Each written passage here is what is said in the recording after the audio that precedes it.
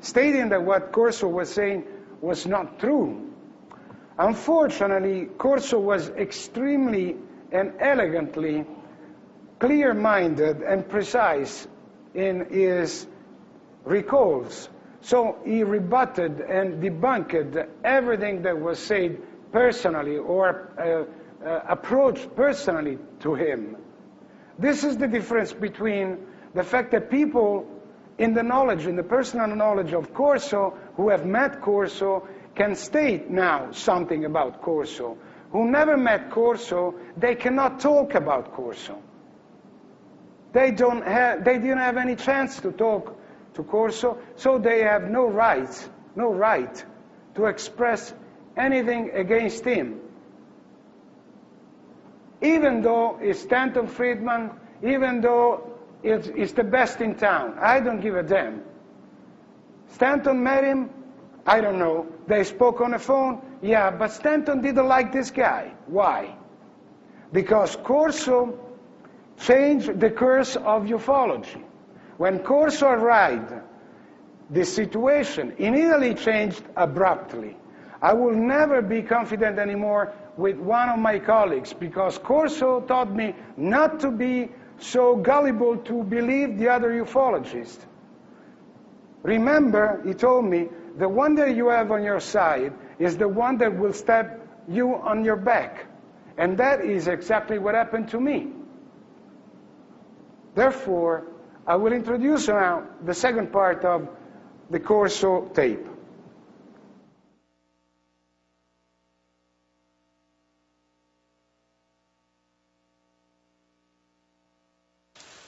Right today, right, people hear these things. right. We don't know what the humanoid clone, what advancements he can make or how we can make one. So what you have to do, you can't go to the library and get reference books on how he was built. You can't go any place and find this information. You have to start from zero. It's a new science. I've told you the answer. You have to start from zero and promote a new science. That's what you people have to do. And not only that, I tell you, I'll promote a new science. I'm going to only give you a little bit of help. You have to do the rest yourselves. And if you can't carry it on. Colonel, but humans could turn into robots with this new science. How do we You know what, Dr. Mari, what I told him and he agreed? Okay. And my own doctor?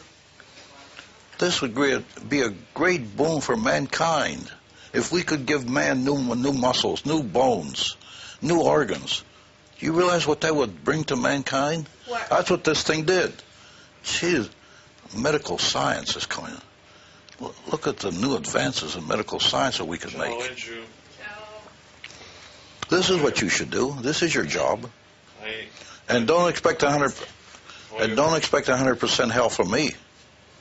You're going to have to do it. You people. I told you already. And if you don't recognize it and be able to do it, then you shouldn't be involved. I'm involved. A little. Since I told you these things, I expect you to be involved. And you have no choice once you get involved, you know. I had no choice in this, Maurizio, when I got the job. I couldn't say no. I couldn't say I don't want to do it. I had no choice in the thing. I was put there and I had to do it.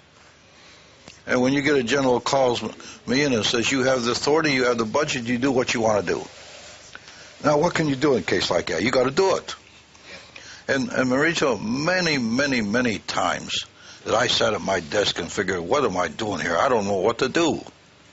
You know how often that happened? I said, I don't know what I'm doing. I don't know what to do. What I do? I got to write a proposal. Where do I start? That's the situation I was in many times. I was no hero. I didn't know what the hell to do most of the time. I wonder, there were any of your own colleagues, I mean, under Trudeau's administration, in any case, with whom you can talk about this stuff? Right now, near Orlando, at one of the big corporations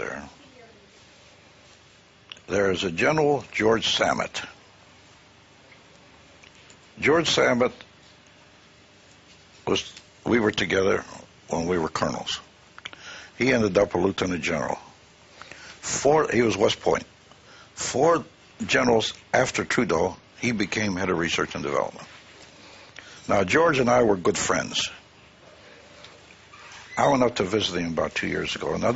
And this Colonel John Alexander, who deals in a lot of these things, that runs that institute in Las Vegas. When I went out there, and this Bigelow saw me, he's a billionaire. He wanted me to join his outfit, Institute of Advanced Studies. I turned him down. They told me I was only one of the few men that ever turned him down because he's a billionaire. So what's Alexander do? He goes and visits George Samet in Orlando. And George told him, you better believe what he tells you. I know. But I wasn't in the loop like Phil was. He said, many times I wished I knew. And he was aide to the general. He said, what he says about his closeness with General Trudeau is true. He said, they talked about many things I knew that they were doing, and I'd see them go out together that I didn't even know. He said, but that whole situation actually happened because I was sitting there. And General Samet is still alive. In fact, I went to his 75th birthday party a couple of years ago. Samet was there. He was lieutenant. He was one of Trudeau's trusted men. But he told them, I wasn't in the loop that Phil and the general had for these other things. I did the other work for him. So it's people like Samet are alive yet. And he's not available or ready to endorse your version eventually. But here's the thing, Maurizio. I won't ask him to endorse it. I will not bring his name out. I only told you because you're a friend. I have no right to do that unless he wants to do it. Somebody has to go, like this Alexander, and he told him some things. In intelligence business, once you betray an informant and it gets around, you might as well quit. You never give the name of a man. This was a deputy director of the FBI came one day to my office. He wasn't Sullivan, or he didn't know for sure how well I knew J. Edgar Hoover. He sat in front of Senator Thurman, and he said, you made some statements about Kennedy assassination. Yes. Where'd you get that? Deputy Director of FBI. I told him, none of your business. I told him, you know this business. And you know damn well that if I give you this name without the source's permission, I might as well quit right now and walk out. And you know I'm not going to give it to you. And he said, I'll report you to the Warren Commission. Go ahead. He didn't know I was working for the head of one of the heads. Go ahead, report me. And then Thurman, Senator, got angry. He said, what the hell are you trying to do to one of my staff? It was me. Next day he called me. He said, Phil, let's be friends. I told him, friends, after what you did yesterday, you knew that it was against every principle of intelligence to give you a name of a source without his authorization. You knew that, and you tried to get it out of me. You didn't have a chance in hell of getting it out of me. You knew that, and yet you tried. We were never friends. With Sullivan, the deputy director, we were close friends. We used to sit on his boat down in Marco Island in Florida. His wife came over one day, and I told him, well, so you don't want to listen to the two of us? I told him the stuff will be flowing all over the floor, the crap. She said, oh, Colonel, she said, how can I ask you to let me stay in and listen to you two? This is a deputy. Now, I was friends with. And later on, this Deloche was his name. He was public relations of FBI. When he found out how close I was with J. Edgar Hoover, boy, he was always apologizing to me. But you see, Richard, I don't have the right to put those people's names out. They have to come voluntarily. They won't have to do it on their own. Just like those officers that came to me, those colonels at Kirkland, said, you're right. I couldn't say, would you put this in public, or ask them that they had their names, but they knew damn well that I wasn't going to take their names and put it out in public, because then I'm through. I'm finished. Even my friends will say, you betrayed us, and you don't do those things. Okay, Sergeant Brown, the one that eventually saw the same stuff that you saw in Fort Worth. He was ready for retirement then. The boy was almost 60 years old. He was in his 50s. He was the blacksmith of the post.